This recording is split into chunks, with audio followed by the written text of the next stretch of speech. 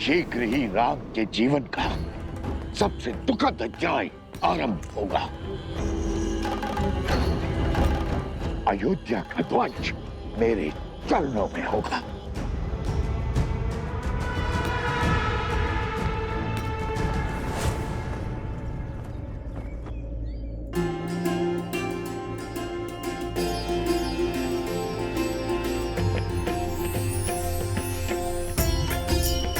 ना जाने क्या होने वाला है यहाँ।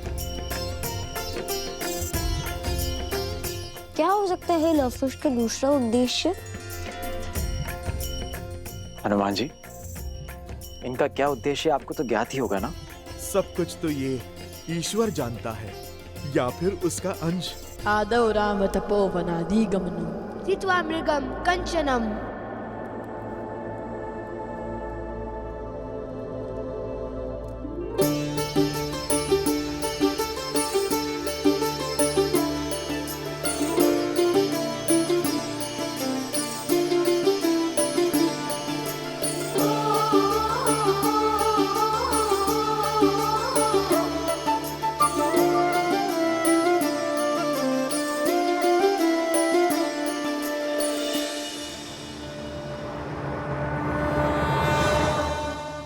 वैदेहीकरणम् जटायुमरणम् सुग्रीव संभष्णम।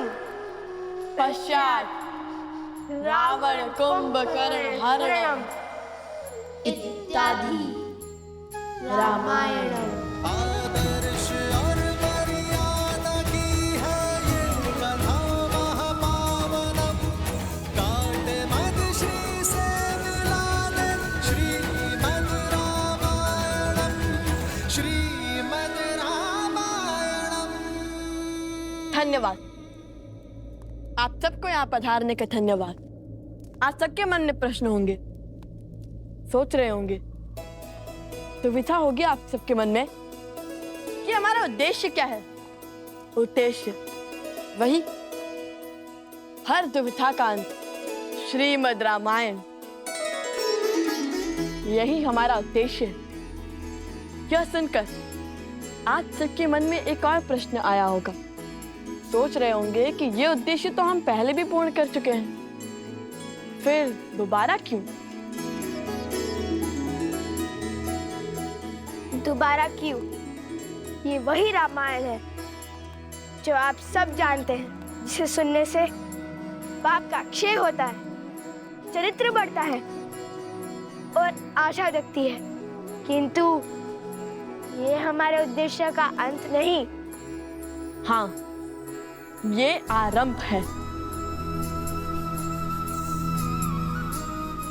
वो नया आरंभ जो हमारा उद्देश्य है, और ये आवश्यक है क्योंकि जो रामायण आपने जानी वो अधूरी है। क्योंकि श्री राम की कथा, उनका व्यक्तित्व, उनका चरित्र, उनका शौर्य, उनकी यात्रा उनके बिना अधूरी है, जिनका नाम है माता सीता। सिया राम, सिया राम, सिया राम, राम सिया राम। रामायण की संपूर्णता।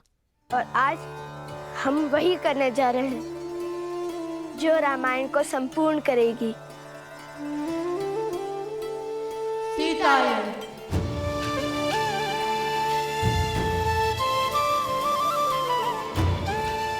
सीता, जिनके बिना संसार के पूरक श्री राम भी अपूर्ण है। सीता, जिनके बिना राम राज्य असंभव है। सीता, जिन्होंने राम राज्य के लिए स्त्री और पुरुषों की समानता का बीज बोया। सीता, जो गर्भ में शिशु और मन में संकल्प लेकर चल पड़ी, स्त्री सम्मान के पथ पर लड़ी उन अयोध्या वासियों के लिए, आप सबके लिए, जिन्होंने उनके चरित्र पर प्रश्नों के लांछन लगाए।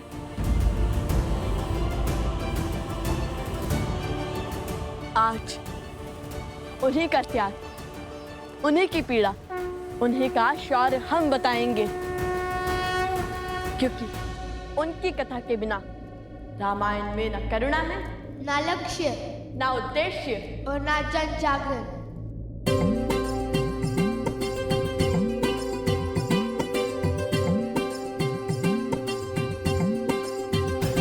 ले संग सिया लौटे थे अवध, श्री राम लखन कर रावण वध, सिंहासन बैठे रघुनंदन, सब अवध भई आनंद मगन, आनंद मगन। पर रावण मरा न सोच मरी, अवध जनन मन हुए मलिन, सीता के नाम का देता ना, मस्तक में कहे बड़ शब्द कठिन, बड़ शब्द कठिन। मैं राम नहीं हूँ जो महीनों रावण के घर से आई हुई सीता को अपना लूंगा। घर से दूर किसी अनजान के साथ रात्रि बिताकर आई पत्नी को लौटा लूंगा। मैं मर्यादा पुरुषोत्तम राम नहीं हूँ। मेरा जन्म दिव्य प्रसाद में नहीं हुआ है। मैं ऐसी स्त्री को नहीं अपनाऊंगा जो किसी अन्य पुरुष के साथ रहकर आई हो। जीते जी रावण का जो दाव न जीत सका, राम सिया के संबंध को न बेच सका, मरने के बाद उसकी मलिन सोच का प्रहार सिया राम के प्रेम को न मोड़ सका। जिसके आगे हारा दशानन, भय लालच ना कर सका खेला। तिनके को बना कवच अस्तित्व का, वार पाप का जिसने झेला।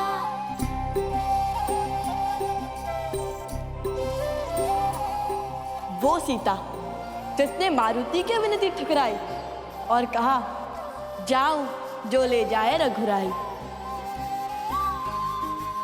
लक्ष्य था बस एक राम का मान, टूटे ना रघुकुल सम्मान। त्याग का उसके मिला परिणाम, वन में गई छूटा पतिधाम।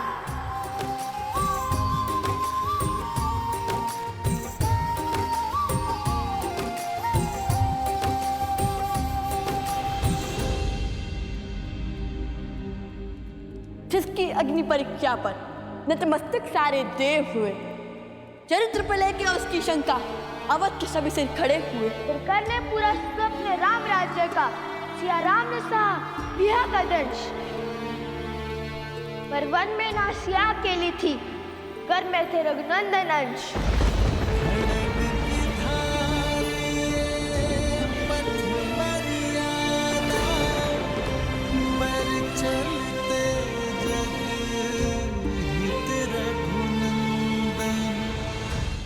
हर पीड़ा हर दंश को सहकर राम की रानी भई सन्यासी। वही जन्मी संतान राम की, परिचय खोकर किया धर्म पालन। राम के अंश को राम बनाया, राम का आदर करना सिखाया। तेरा मायन का उन्हें ज्ञान, पूरा किया कर्तव्य महान। पुत्र रहे पिता से अनजान, जाने ना वदना जाने राम।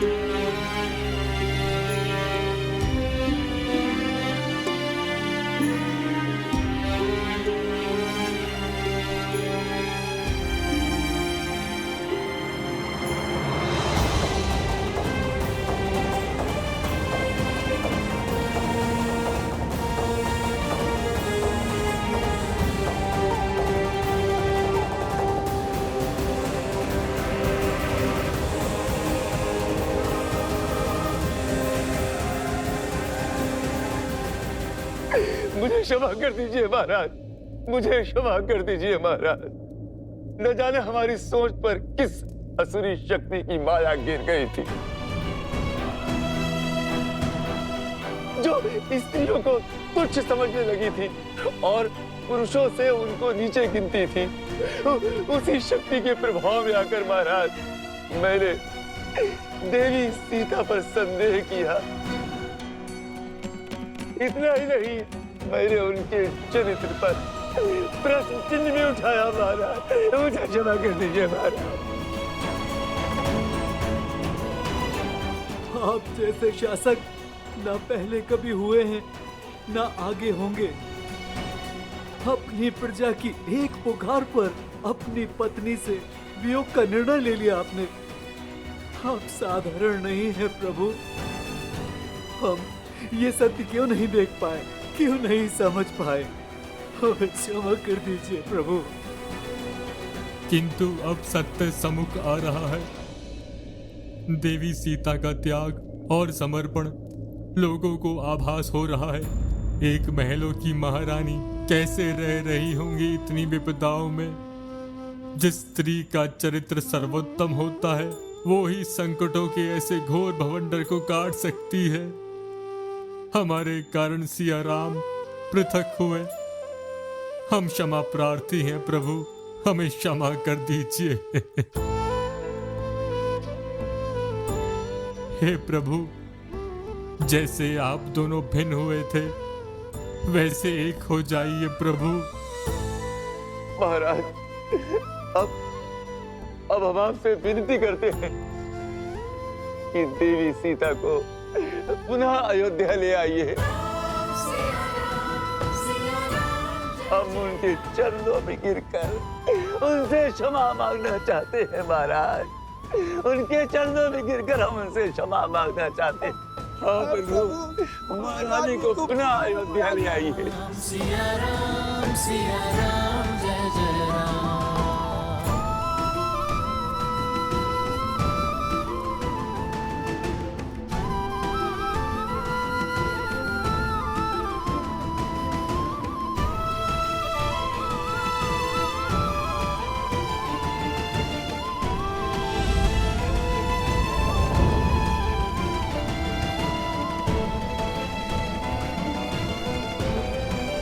बस मत रो लवकुश।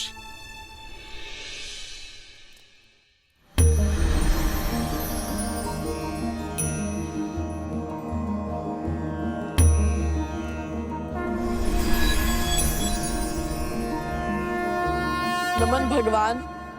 जब लक्ष्य महान हो तो मार्ग में रुकना नहीं चाहिए। सिया राम के आयान की संपूर्ण कथा सुनाने का समय आ गया है लवकुश। जाओ, अपना परिचय दो, बताओ सबको कि तुम दोनों कौन हो। कि सीता के मान का ध्वज उठाने के लिए श्री राम के अश्वमेध के ध्वज का मार्ग रोकने वाले कौन हो तुम दोनों?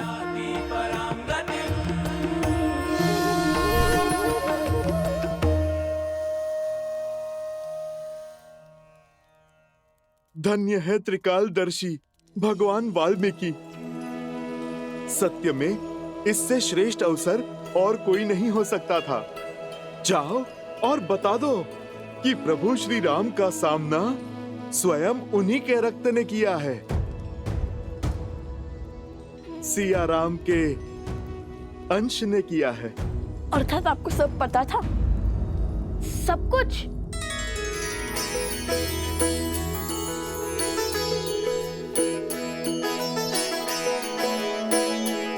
मैं तो बस सेवक हूँ प्रभु श्री राम का, और वो काज मैं कभी भी नहीं होने दूंगा जो मेरे प्रभु श्री राम और उनके परिवार के विरुद्ध जाए। जो सत्य तब ना समझा वो अब समझ आया है कि क्यों भगवान वाल्मीकि ने मुझे आज ही के दिन तक चुप रहने के लिए कहा था। मुझे क्यों रोके थे वो? क्योंकि रामायण को संपूर्ण होने के लिए माता सीता का होना आवश्यक था। और माता के अयोध्या आने का शंखनाद तो अब हुआ है। अब बताइए, अयोध्या के कुल के वंशज इस कार्य को कैसे आगे ले जाएंगे और कैसे इसे संपूर्ण करेंगे?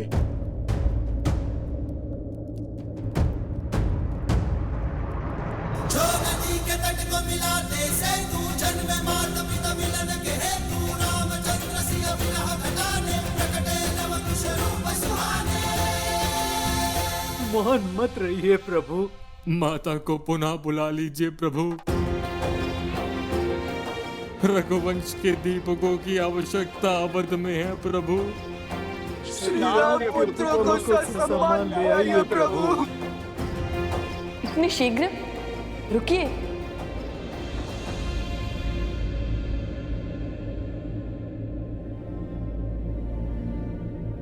अभी सीतायन समाप्त नहीं हुआ है। उनके पुत्रों की कथा तो सुनिए।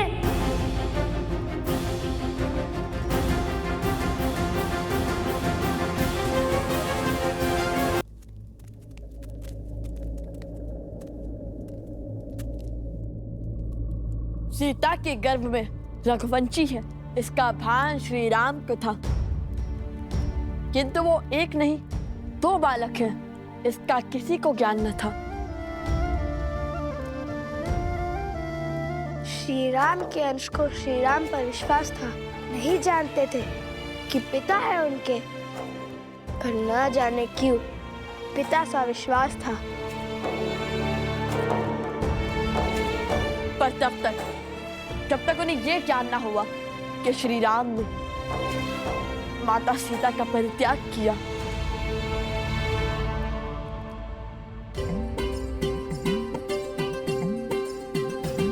जब जानी सीता की पीरा, भक्ति को संशय ने घेरा, प्रण कर बैठे सिया राम मिलन का, शंख युक्त का था पुकार, अश्वत्थारों का चाहा भेंट करे रघुनंदन, पर नियति ने खेल रचाया, भेंट की चाह को युद्ध बनाया, न्याय पाने को मात सिया का, राम से युद्ध की सिया नंदन।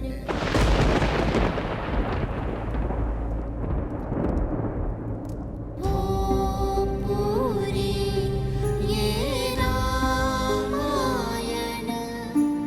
हो फिर सिया राम मिलन, पाने पिता माँ का सम्मान, पिता से लड़े हम नंदन राम, पिता से लड़े हम नंदन राम, पिता से लड़े हम नंदन राम।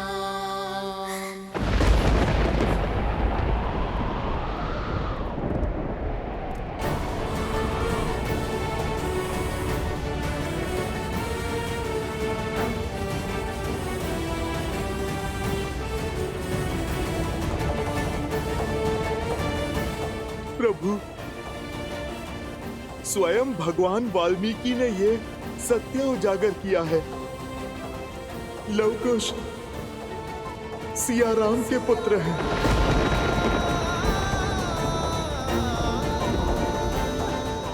मेरे पुत्र।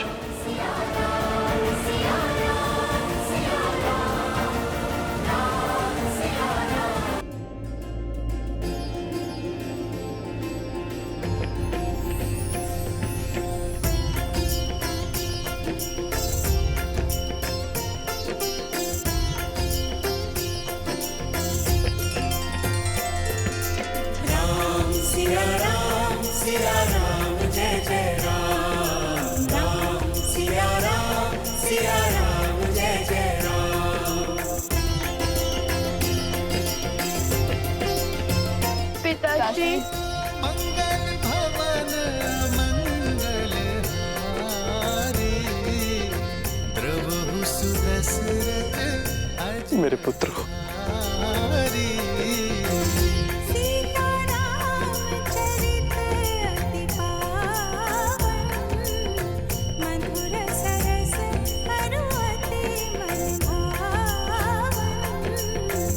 हृदय से नहीं लगाएंगे, आशीर्वाद नहीं देंगे पिताश्री। पिताश्री।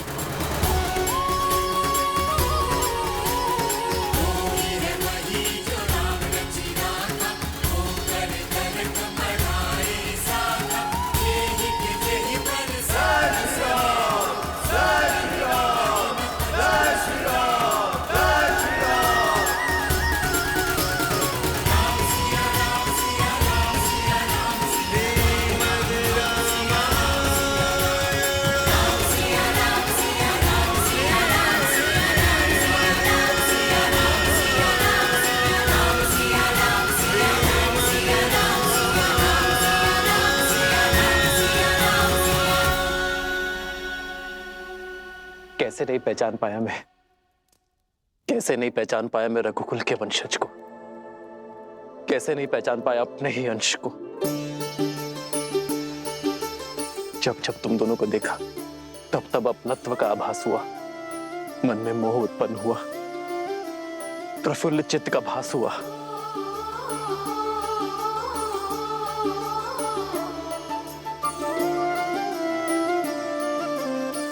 इस लड्डू के स्वाद ने किसी अपने का स्मरण करवा दिया। ऐसे लगा जैसे मैं इनके स्वाद से परिचित हूं, किंतु मन का विचार मुख तक नहीं आ पाया। किंतु तुम दोनों तो सत्य जानते थे, फिर मुझे सत्य क्यों नहीं बताया? मैं अपने ही पुत्रों पर वार कर रहा था, राजधर्म निभाने के लिए पिता धर्म से विमुख हो रहा था। राज्य का भार संभालते संभालते मैं संतान सुख के सार से चूक रहा था। नहीं, जो स्वयं धर्म पर्याय हो वो अपने धर्म निभाने से कैसे चूक सकता है? और एक राजा का धर्म तो सबसे बड़ा होता है। उस समय उस घड़ी आप अयोध्या की रक्षा कर रहे थे और हम अज्ञानतावश उस सम्मान के मार्ग में बाधा बन रहे थे। आपके कर्म ने धर्म प्रधानता का अद्भुत उदाहरण स्थापित किया है पिताश्री, जिसे संसार युगों युगों तक स्मरण रखेगा, नहीं भूलेगा कि धर्म की रक्षा के लिए अपनों के विरुद्ध भी खड़ा होना पड़ता है।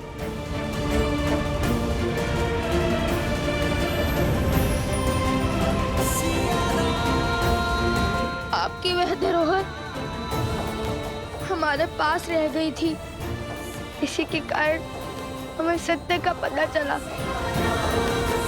वो तो हमारे पिताश्री हैं। जिन विचारों के साथ, जिन संस्कारों के साथ तुम दोनों बड़े हुए हो, मुझे हर्ष से भर दिया तुम दोनों ने।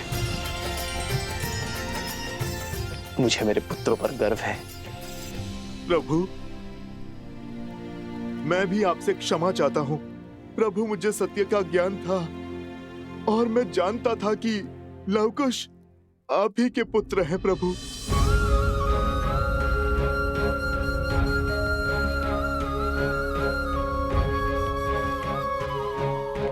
हनुमान जी, यदि आपको ये सब पहले से ही ज्ञात था तो आपने हम लोगों को बताया क्यों नहीं? ये कठिनाई, ये संघर्ष, द्वंद्व, ये होता ही नहीं। मैं अपने भतीजों पर कभी अस्त्र चलाता ही नहीं।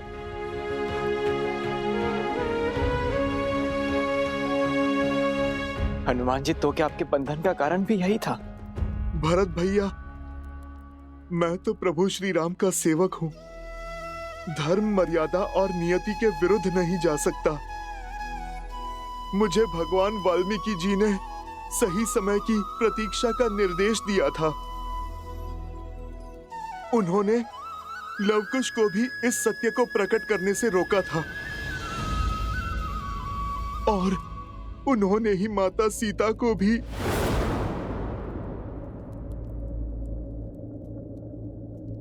हनुमान, सीता से मिले थे? हाँ प्रभु, मैं माता से मिला था। कैसी है वो? प्रभु अपने प्राणों से दूर होकर कैसी होंगी? बस माता दुविधाओं से बंधी अपना वचन निभा रही हैं। और अब देखिए, इतने संघर्षों के बाद आज सब सही हो गया। और प्रभु, राम राज्य की कल्पना सत्य हो गई। प्रभु, आप बस अब आज्ञा दे दीजिए कि हम माता को पुनः अपनी अयोध्या, अपने घर ला सके। प्रभु हाँ प्रभु, आज्ञा दीजिए, हम माता सीता से क्षमा मांगेंगे। हाँ प्रभु, माता सीता को बुलाइए। हाँ पिताजी, आज्ञा दीजिए ना। आज्ञा दे दीजिए ना भैया। इतने वर्षों से जिस ग्लानि का बोझ मन में दबाए बैठा था, उसे अब हल्का करने का समय आ चुका है। मेरी भाभी मां सीता को मन में अकेले छोड़कर आने का जो दंश मुझ पर लगा, उस लांछन को मिटाने का समय आ गया है भैया। हमारे परिवार को पूरा करने का। आज्ञा दे दीजिए भैया। हाँ भैया, आज्ञा दे दीजिए ना। प्रभु, अब केवल बस आपकी आज्ञा की प्रतीक्षा है। फिर माता का यह पुत्र स्वयं जाकर अपनी माता को प्रभु श्री राम से मिलन का समाचार देगा और माता को यह बताएगा कि पूरी अयोध्या उनकी प्रतीक्षा कर रही है। प्रभु,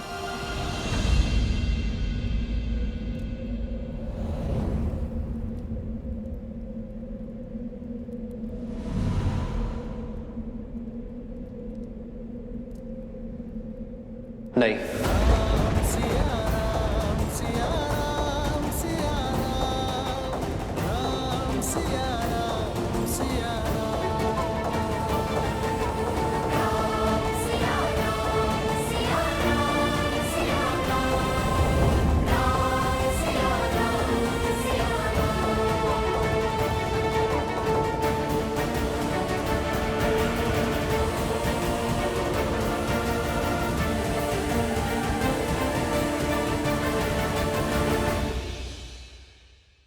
अब तक सब कुछ ठीक हो गया है। भगवान वाल्मीकि का आशीर्वाद भी प्रभु श्री राम के साथ है। फिर भी पिताश्री ने माता को यहाँ लाने से क्यों रोक दिया? इतना अच्छा अवसर क्यों गवा दिया? अब इससे शुभ घड़ी और क्या हो सकती है? लवकुश, प्रभु के निर्णय पर संदेह ना करो। वो जो कहते हैं, करते हैं, उसके पीछे सदैव ही कोई बड़ा कारण होता है। हमें महाराज से चलकर पूछना चाहिए कि इस वीरा की वेदना का अंत वो क्यों नहीं करते। ऐसी भी क्या बात है जिसके कारण भैया ने भाभी माँ को लाने से मना ही कर दिया? अब किस घड़ी की प्रतीक्षा में है भैया? प्रतीक्षा का सच्चा दंश तो प्रभु ही भोग रहे हैं। क्षण क्षण माता की स्मृतियों में घुल रहे हैं।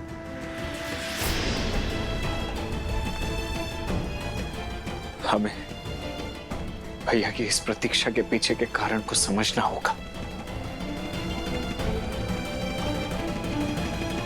न जाने कब हम अपने माता पिता को एक कर पाएंगे।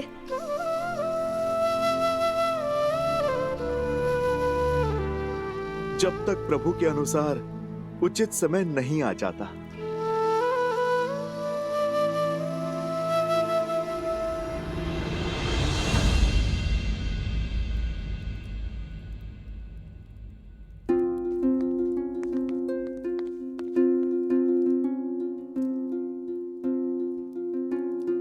भैया, दरबार में हम महाराज के सम्मुख उपस्थित थे, नीति निभा रहे थे, इसीलिए चुप थे। किंतु अब तो हम अपने भैया के सामने खड़े हैं और आपसे पूछना चाहते हैं कि हमारी सीता भाभी घर क्यों नहीं लौट सकती भैया?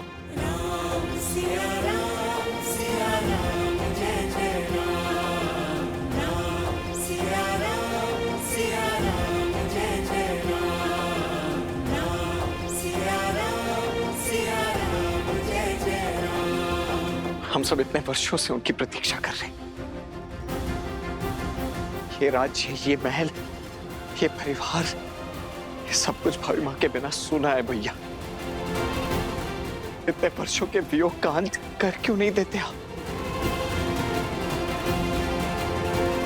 क्या कारण है कि अब भी आप भाभी माँ को लौटने नहीं दे रहे हैं भैया?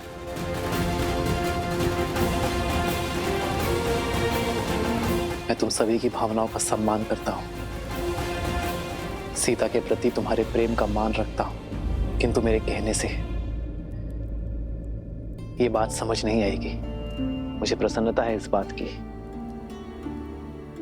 कि मैं और सीता जो चाहते थे, जिस राम राज्य की कल्पना को हम साकार करना चाहते थे, अयोध्या वासियों ने उस कल्पना को सार्थक और साकार दोनों किया है। परंतु मेरी दृष्टि में मेरे और सीता के मिलन के लिए अब भी समय है।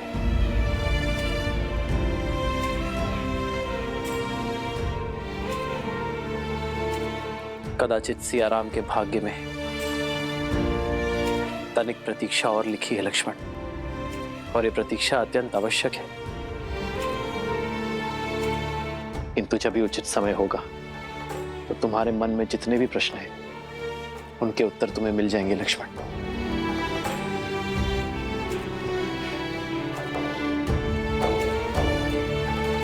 मेरे निर्णय का कारण तुम जान जाओगे।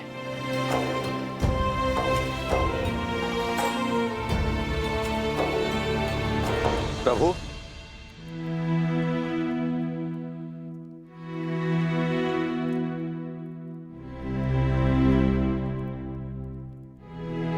राज अनुज शत्रुघ्न अश्वमेध यज्ञ का अश्व लेकर लौट आए हैं।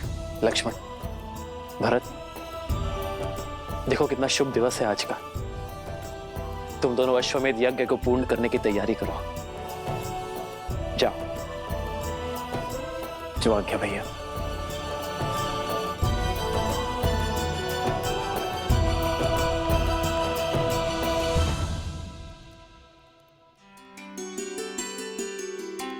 प्रेम समर्पण करुणा ज्ञान से है भरा दो प्यारा नाम।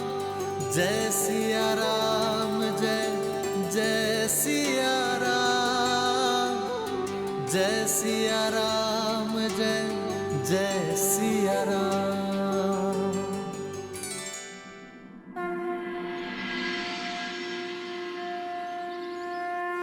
ओम पवित्रो पवित्रो वा सर्वावस्थां गतोऽपि वा यात्मे त्रिपुण्ड्रीकाक्षां सावयाभ्यां तराः शुचि।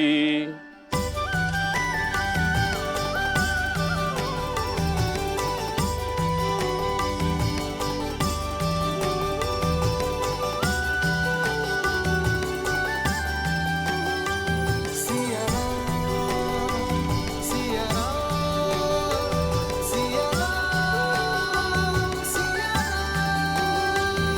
आज इस यज्ञ में स्वयं माता सीता होती, परंतु हमारी बुद्धि अशुद्ध हो गई थी। हमारी बुद्धि, हमारे विचार, तभी तो ये दिन देखना पड़ रहा है अयोध्या को।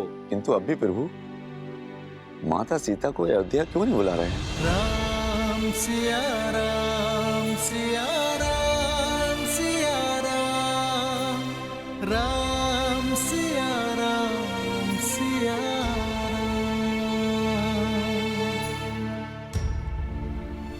आर्य, मैं जानती हूँ आज आपके लिए, हमारी अयोध्या के लिए कितना शुभ है। आज अश्वमेध यज्ञ संपूर्ण होने को है। आज तो आपके साथ की थी, आपके पास बैठकर यज्ञ को संपूर्ण करने की थी। किंतु सियाराम कितने भी दूर हो, उनकी आत्मा सदा एक रहेगी। आपके पास नहीं हूं तो क्या हुआ, आपको स्मरण कर आहुति तो दे सकती हो ना। अरे महाराज राम, आपको ये अंतिम आहुति महारानी सीता के साथ देनी होगी। सिया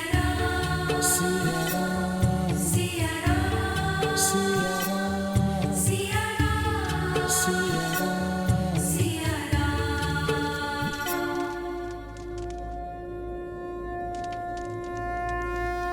ब्रह्मदेव, आज आपकी कृपा से सीता की इस मुहूर्त ने मंत्रोच्चार किया है। अब अश्वमेध यज्ञ की इस अंतिम आहुति को भी फलीभूत कर दीजिए। हे ब्रह्मदेव, यदि मैंने सच्चे हृदय से अपने परिवार, अपने राज्य का भला चाहा है, तो आज अश्वमेध यज्ञ की पूर्ति में कोई बाधा ना आए।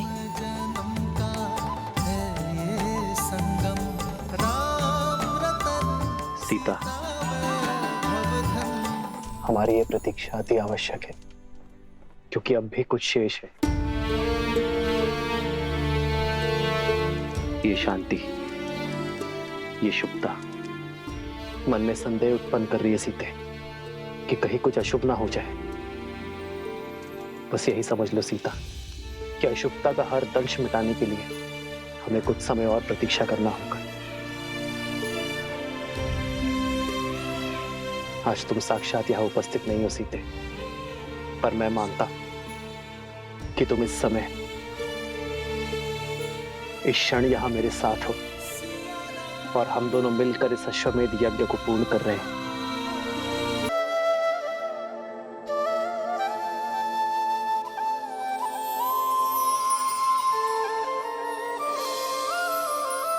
सीता को रखते हृदय रघुराई, पूर्ण राम को करने आई।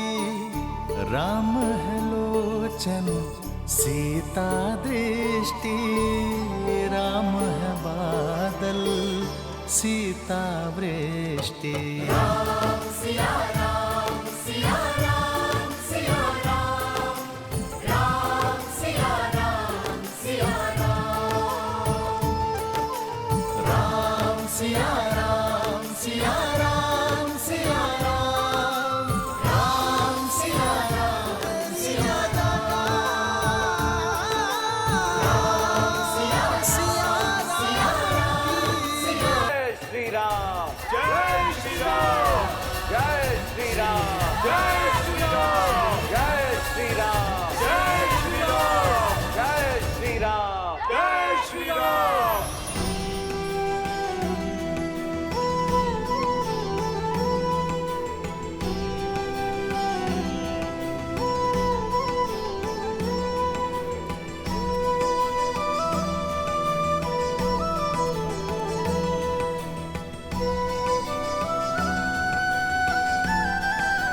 राम, सदा सुखी रहो। आयुष्मान भव।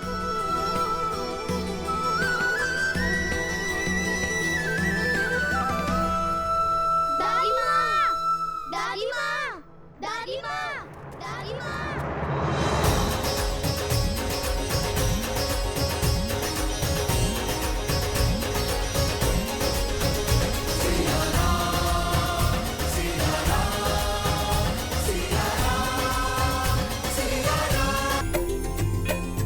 जो नदी के तट को मिलाते से तू जन्म मात पिता मिलन के हेतु, रामचंद्र सिया विरह घटाने प्रकटे लव कुश रूप सुहाने। सिया राम के पुत्र लव कुश का नमन स्वीकार करे दादी माँ।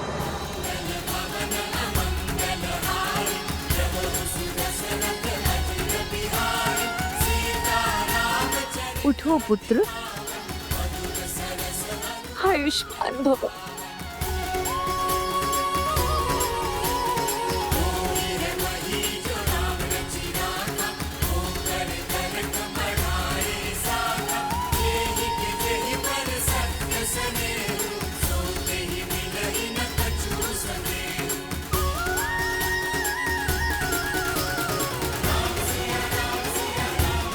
आज तुमने हमें तृप्त कर दिया राम, हमें इतने सुंदर पुत्रों का सुख दिया,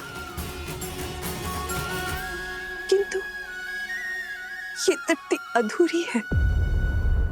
मेरी सीता कहाँ है?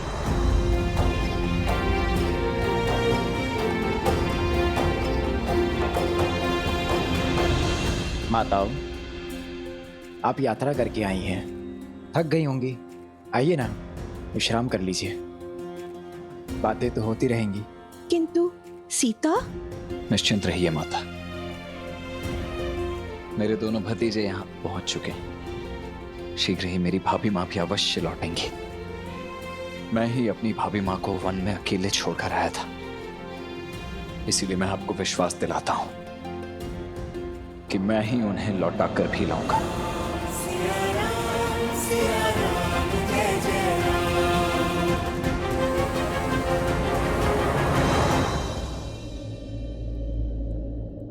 देखो, यदि तुम दोनों नहीं तो हम करेंगे ज्येष्ठ पिताश्री से बात। हाँ, प्रतीक्षा की भी कोई सीमा होती है। और तुम लोग कैसे मान गए लवकुश? बताओ लवकुश। सिया राम को मिलाने के लिए तुमने अपने आराध्य से युद्ध किया, अश्वमेध के अश्व को रोका, राम भक्त हनुमान को बांधा। अब उनसे ये पूछने का साहस नहीं जुटा पा रहे हो